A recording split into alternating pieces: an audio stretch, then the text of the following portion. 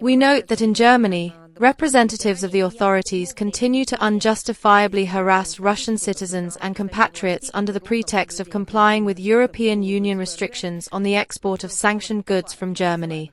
As is well known, these restrictions include items for personal use purchased as single items for personal use or as gifts.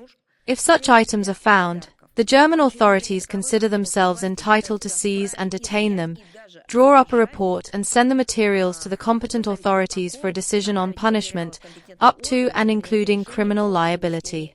The degree of legal arbitrariness towards Russians is clearly illustrated by a recent incident at Stuttgart airport. A Russian citizen returning home from a business trip was subjected to a humiliating and biased inspection by German customs officials. Citing her violation of sanctions regulations, her clothing, personal belongings, and cash were irrevocably confiscated.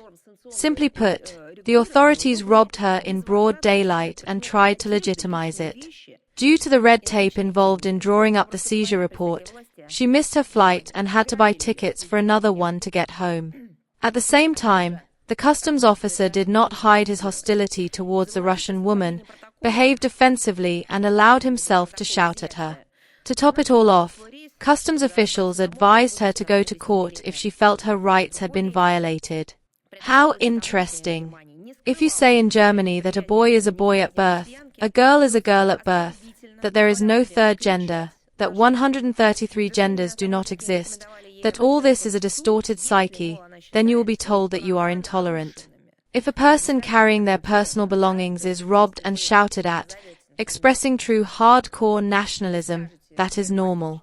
Tolerance is not required here.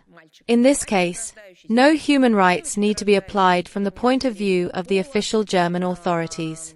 They knew that the victim, living in another country, was unlikely to initiate proceedings in Germany, so they did all this.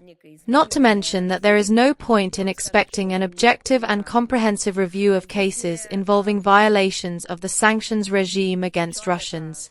Subsequent appeals by Russian consular representatives to the German authorities demanding an explanation of the grounds for the detention of our compatriot and the fate of the seized items have not received a response.